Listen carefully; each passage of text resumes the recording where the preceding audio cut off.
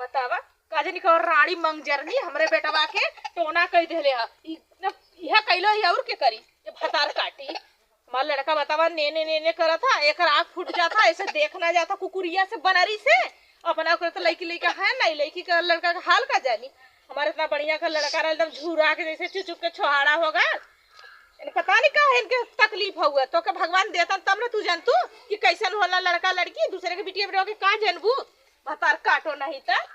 तो के तनी आगे हो गई हो कुकुरिया नहीं था तो के जलन हमारे लड़का से ना भगवान तुम्हें देबो ना करिए ऐसा तू शरत रहबू हमरे लड़का के देख के छोटका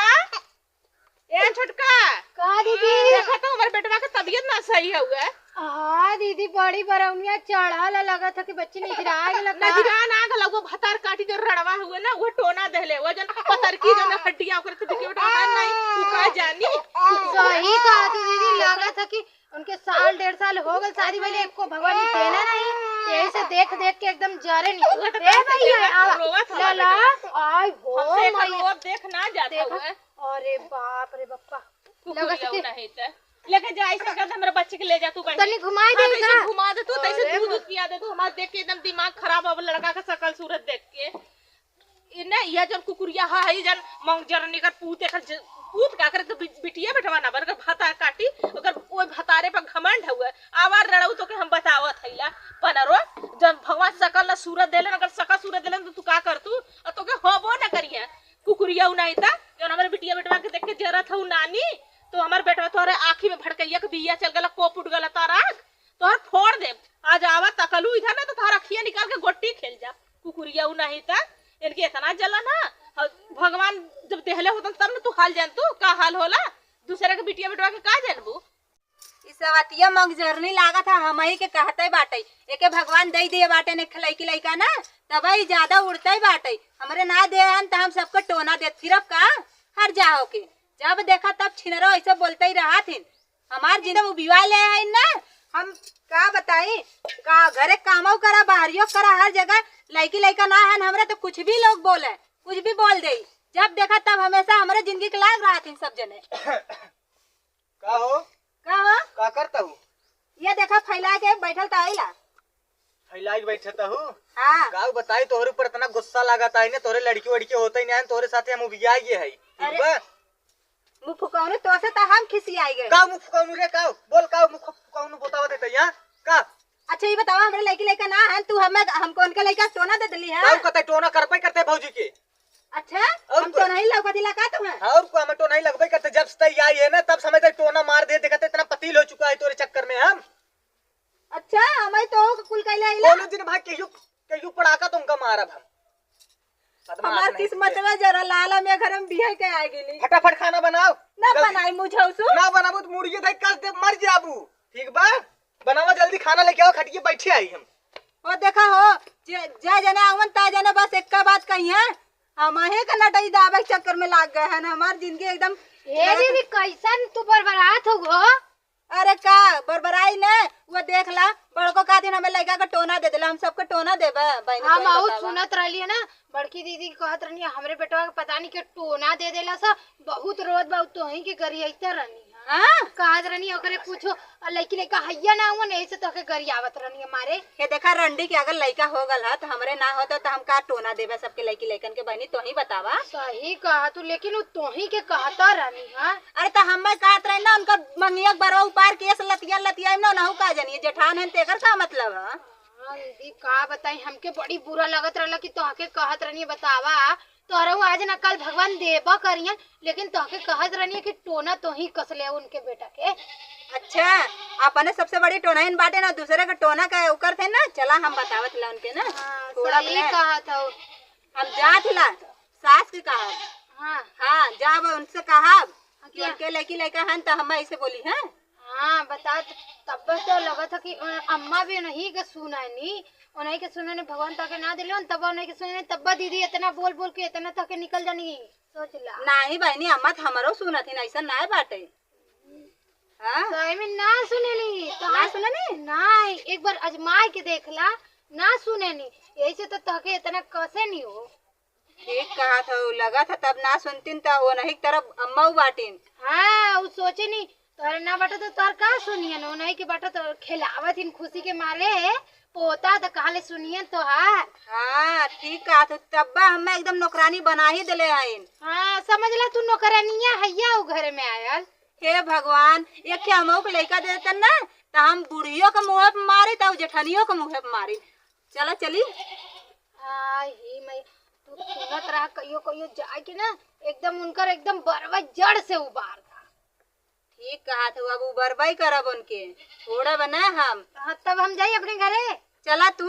लेकिन उनसे मिलिया तो कहिया मत कि वो आके हमके ऐसे कहत रहनी है। तू कहिया हम अपने काने सुन लिया काने ना नहीं तो हमारे एक को बार ना छोड़िए। तो हाँ ना। बड़ी चर्चा रही है इन सच्ची बताओ कितना चरचराई है हमसे तेज ना है इन्होंने। हाँ तो तू संभाल लिया लेकिन मतलब हमके मत बताइया ठीक है। तेरे हाथे गोड़े की बात है नहीं हो तू हमार हाथ जिन जोड़ा। तू एकदम चिंता ही जिन करा हम कतई ना बताई। ठीक बा दीदी तब जाते ठीक बात तू जा। संभाल लिया। ठीक है अब्बा चला थिला ना थोड़ा के लगे तब बतावा थिला।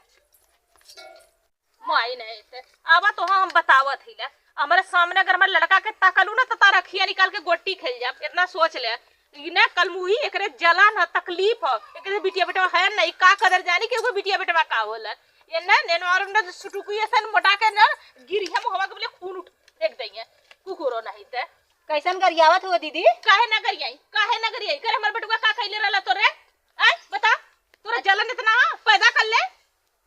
पैदा तो करबाई करब होबो ना करी तोरे। अच्छा और का काहे ना तू भगवान हो का। नहीं तू भगवान का माई बन जा। भगवान अगर अच्छा कर्म कइले होतो तो भगवान देले होतन कर्म तार खराब बाटा जब तू ऐसे करबू तो होबो तू ना माई बनल हऊ ना तब तू बिल्कुल सस्ता हऊ। केहू के बिगड़ले ना रही उता मन भगवान दे देलन हाँ, तो हम हम पैदा कर ले बिगाड़ का लेला का। बिगड़ले रहती तब ना भोगत है अब कैसे भोगबी अब 2 साल भयल तब तक ले होई जाए तुरंत। 2 साल में हमारे 2 ठे पैदा कर दी थम आइल बातू खात बा कुल करत बा तोर जैसे जरा तो कल खाए मोटा के भैली गदा आगे नांदा पाछे पगहा तोरा के बा कि तू जानबू नहीं हमरे तो ऐसे क्यों है ना बाटई सास न जेठान जब देखा तब चाचा चाचा चाचा चाचा करत रहलू हरदम। आ चाचा चाचा करत है ना तो तू नहीं करत हो तू जैसे मेघिया ट्रक ट्रक ट्रक करन उसे करल उता बड़ी हो तो बड़ी नियन रहल कैली समझ में आल। तो छोड़ रहना कपार पे चढ़े कोशिश भी मत करा तो काहे विदा हम तो बेटा टोना हम तो नहीं लौका थिला तू का। नहीं है तो नहीं है कुल है तो तोर है नहीं सोचे दे क्या है? कर दे कर मर जा हम लेके ऐसे जैसे हम हैला बाजी ठाटी नहीं से वो बाजी ठाटी रह ए सुना तू हई जा हम ना जानू। तोरा कौन जलर रहले हमारे लड़कवा से कौन जलर रहा बता बिना कइला हमार लड़का छुड़ाई गया इतना मोट के हमार लड़का इतना पतील का हो गया। हाँ ये बात सही कहते थे नजर लगावत हमार मेहर रुको का बताइए सीएम खुद भी आई है हां उ बिया गया ना का चलो मरता संजय से मेरे निहुरा के ना तो सुधर जा का मारी खुदे हमें मारी लगा था कहा नदी गाड़ू तू हमें तू सोचा था नजर लगाई था वही करता तो हरो जैसे तू कल जैसे माई वैसे दिए जैसे का कर वैसे मार छोटा चर मार छोटा छोटा आ मारा हदियाओ मारे के कहत है अब ये समझ में आ जाई जो दिन हमारे लड़का के कुछ बोल ना तेरे छठी के दूध याद करवा दे तो हरो छटक दूध याद करवा दे जान ले। सब कम ना है मार भौजी मार हां छुपी मेरे लड़का हां भौजी करे है ना करे तू पकौला छुपी मेरे हां लड़का हम जाके माइक पर लगले क्या होते मार मार भौजी तो ऐसा करता बना तो हम ऐसन बता ना मेहरी के मैं अब कहते तो अब ना तही ओके बिगड़ले है ई सोच ले हम बिगड़ले है तो ऐसा करता तो तू भतार बिगड़ले हऊ। तो ऐसा करता तो भतार तो के साथ ना देता कुकुरिया हां तुम्हारा छोटा करके ले ले हम की बार भी मुझे उसे नहीं था तब मुझे उसे हम जाके बूढ़ा से बताई उठ जब बुढ़िया करे तो कल बुढ़िया हम मार देना सही हो मार दे भी सोच रूट ताबा हम 800 रुपया टाली ईटा गिरौले रहली कनी कवन अपन भैया बाप चपौले से रंडियवा के हमारी ईटवा उठा ले गल एकर मर जाए और आ जाए पुतवा चिचोरी हां बतावा इतना हम ईटा गिरौले रहली एक एक ईटा कैसे कैसे कह के हम हमार आदमी रुपया पैसा भेजबे ना कर कैसे कैसे कह मजूरी धतूरी कह के दूठे तीठे बेटवा बियाह कैनी और 3 ठे हमारे घरे में पतो है हे भगवान कहां हया जागत हया कि सुतल हया कन 14 जवान पतो है हमरे किस्मती में दे देलक हमरे छाती बैठ के मुंह में दर्रत है इन्ने के भैया बाप मर जाए आयल ही मंगता घरे के ए बच्चियन के बहुत ठंडा सेठे घरे के अरे हमारी माई हो अब एनहन के ने इन्ने कुछ न खइले बिना रेलम न तब इन्ने के समझ में आई ना कह जाला हमारी तीन पतहिया मिलनी बदमाश जिनगिया भइल नाश ए भगवान। हमारी तीन पतहिया मिलनी बदमाश जिनगिया भइल नाश ए भैया। हे भगवान हो ऐसा पतो ना मिले भाई रे अरे कैसे तय चार किस्म के चपल आ गए। अरे का बताए तो ने पतो हिए के ना देख हमार जीरा उबिया गई बाटे। ए भैया हम हु अघाई गेली लाल एक काम करा अपन अपन मेहरारू अपने घानी के पीछे पीछे बांध के लेके जा हमार तो एकदम उबिया गली सुख देख चुकली साले भर के अंदर हमारे घर में इतना कितना ऐसा कले रख हमारे पतोआ इंजन हम कैसे कैसे झगड़ा ना कली हम पतोआ रखब पतोआ ना पतोहा आई गने न भावा बापा मर जाए का कह जा थवा दोनों जने लड़ाई करे झगड़ा करे खटिया बैठ के झोटी छटौगल करे होद होद होद का होई तो दुनी में कट मर जाई दोनों मिला में से एक मिला मर जाएंगे ना तब जब तीनों मिला में से एक मिला मर जाए हां एक जने मर जाए त मर जाए तू लत मारू जब अपने मेहरी के ना मारा कह सकता है लड़का बच्चा ना हो तर तर तर तर बोलन बड़ी है उसी मामा ठीक है वो छोट है हां बड़ी तहत भलू का कह जा हमारे मेहरारू का आदत खराब है बाना ओकरे नजर लगावे पतन कहां सीख ले बटई तो नहीं ये कारे हां हमहु नजर लगा दे देखते इतना पति ले चुका है तू कहिया मोट रहबे कैला कहिया मोट रहबे कला मेहरी के लेके दिन भर घर में रवा सुखाए ना जबा ना काम धंधा करबा ना कतो एक लुई उसको वो मेहरारू के आशिक रहला मेरा बियाह कर दल मेरी आएगा टिबिया उससे हमसे ना मतलब बोल तू बोल जितना तुमका बोले बोल काहे हां बोल सबका बियाह होए लगल तो हमारा बियाह करबी पढ़ाई में दिमाग लतमारू के ना लगल के पढ़े का एको अक्षर पढ़ले रे ते हमें बता 10 तक पढ़ले से 10 दैया 10 लड़की पटौ लेते तब हम बियाह कैलू कैसो काय दलू अथवा वो भिखमा गमा कमाई के को लड़का बच्चा होता ही ना होवे वो कुछ कैले होय तबे बड़ी बौराई ले ने का करी हम तो अपने ओथा से पूरा भरपूर कोशिश करत ही का काले कहा थे का करी तब ते कैसन उल्टा सीधा ई कुत्ता हमसे बोलत है हम तो मतारी है का है ई बताते तो मतारी है ना हां तुम्हारी हेल्थ का के दर्द समझबे करबू का काले कुछ ना रे माई हमार का मतलब उन्हें कट मर जाए देखत मत झल्ला होता है चल अच्छा चल चल चल चल उठ के चल अरे हमारी माई होए आज इन्होंने का जाऊंगे पाइप में ओके लतिया के तब छोड़ा पाऊ छोड़ा हां जल्दी 2 मिली में 3 मिली में से 1 मिली मर गया ना तब जा चल भैया चल आवा थी हम दौड़ के अरे माई बहुत मार मारत है ना जल्दी हां होआ जा आवा थी मर जा पुले हमने अब तल लेट जा नहीं हो सके गांवपुर आई हो मेरी माई को लखत है आ गए ई हर जाइए ई रंडीवा हमके जब देखा तब हमेशा आज मेरे बूढ़ा के सामने हमें लाते लाते मल्ले हैं आज उनके ना छोड़ा मैंने आज जा पहले का बात बताई का दीदी अरे रानी मोरी हमके ना कीड़ा काटा लहरू नावा हमके इतना हमके ना टेंशन हो गला ना बुढ़िया का सुन के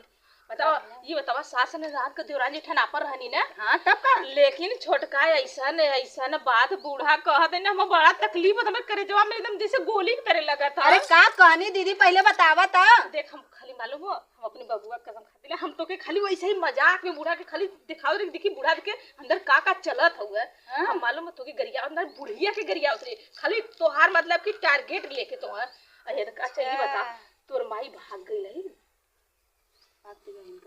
अरे तोर माई भाग गई दूसरे के साथे नहीं हां बूढ़ा कहत रही तोहार माई दूसरे के साथे भाग गई ले मालूम कहत रही है कि गांव में के आदमी वही के रखले रहनी और तू ओ नहीं के जन्म ले तूने बाबू के जन्म लाहे अरे बुढ़िया हर जइया आवे ने उनके हम आज लाते लाते मारब तोहार माई कहली कि अपने बुढ़िया के कुछ रकम पता ही चोरा चोरा हमके दे नहीं तो बुढ़िया कातरिन का बुढ़िया इतना ऐसा ऐसा बात करे कि हम का बताई और तू शादी पहले भाग गेलो दूसरे के साथे नहीं हो कवन काले सर जइया हो अरे बुढ़िया कहत रहल बुढ़िया इतना तक नहीं अरे कर भाई बाबा मर जाए कर हेल लंडा लवा निकर सबतिया के बिटिया आवा थी लेकिन हमारा आवा थी हम ठीक बताए मत लेकिन बुढ़िया के लतिया है ठीक है लतियाई दीदी एकदम चिंता जिन करुए आज उनके ना बताई हर जाओ के आवत पहले आवे मंगजनो आज उनके बताईला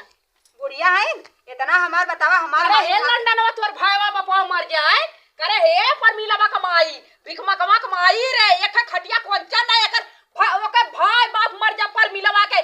लिया के बिहाई देले से एकर मांग जा रे एकर बिटिया मर जा वराई जाए पुतवा काटी लिया के कंगड़ी हमरे घरे बसा दे कहिया देखले रहली रे कैसे मिलेगा लली बोल अच्छा तू बतावा कहिया हमें तू हमरे माई के देखले रहलू कि हमार माई भाग गल रहीले कमर कहले तक हम खाली एक बार देखले हमरे बुढ़वा के ऐसे सुहरावत रानी है हथवा तब हम पहुंच गइली ये तनी छिनार बदमाश रह पर मिलवा तोर मतरिया कंचोदी रणवा रे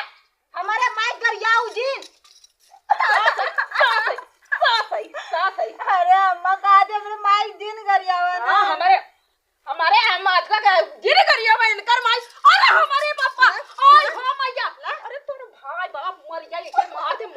रहली रे वो लूर रे अरे मम्मी मोट हाउ दाम दब जब मोट की भैंसी है बुढ़िया कहिया देख ले रहली अरे माई लड़का ना बच्चा होता करे बजिया बहुत बोलत ही हे बूढ़ा सुना अब आज तक तो जेठानी की बाजिन सुंदर तू कैसे बोलत बाजिन हां छुटकी कमजोर पड़ती काका लिया रे दूसरे का छोड़कर नाम मार जाला अच्छा बताओ हम कहिया कैसे मिले गले ई जाना चाहता है बड़ी है कभो ना जली ई कैसे जले ए अम्मा बिना देखा क्यों काका थी पूछ रहे हम त ना देख ले ये बतैले रानी ए छोटकी का बताओ रानी रे पूछ रहे हम थोड़ी वो हम खाली बहनी को कायदे से रहल कराई इज्जत मर जा से रहल कर गांवपुर देखत ना हा तोहरे भाई बापे के मर जाए देखत मैया करे ओकर सिस्टम गड़बड़ करे टीवी हवा खम रखब रे हमार बाप टिबिया तू टिबिया जा कौने खम रखले रहली रे तो भाई भागल है पूछ हां कौने के रखले रहली बता पहले ही बतावा हमार भाई भागलिन के साथ भागलिन कवन पुतवा चोरी करे कर भाई बाप मर जा रे हम का करे अगर हम करे ए शुरू नारायण हमें उठा ले जा हमारे साथ साथ हइयो छिड़िया के लेके चला अरे इहो कहां लेके जा हे भगवान इनके उठा ले जातो ना तो हम तो राज करी घरे में हां काहे के तोर भतार बनौले तहर बाप बनौले होंगे एक में तो एक में हो हां कौने के रखले रह हां कौने के रखले रहली रे अरे उहरा में सब क्या के आई हो हमारी माई अरे ओकर बतोइया प्रीतिया सुन अरे हे तू का सुन ई बतिया हम बहुत पहले से जानत हई ओकर बतोइया सुन तब औ तू हो गए अब से दिया को करे जमो कराया फैसला कराया हम दिया हां हम साबुत हई ना का सब तेरे ए कैसा ना हमरे बाबू का नाम लेत हो तोरे बाऊ खम रखले रहली भावा काटी का हथिया गए अरे खले रहलू तब तो कहत है मारा काली माई में फाट जाऊ तुरंत अरे नहीं बस देहले हैं का देले रे अरे खाना पानी बोलाओ ए बाबू बोलाओ साबुत दे अपने ससुर को बुलाओ बाबू अब आओ भैया अब अब भैया अरे हमार देवर भैया ना करे यहां अब भैया क्या बात है? इने भैया रात के सही है बैठ भैया बैठ हम हमारे आगे लड़का है बैठ बाबू का भल बाबूजी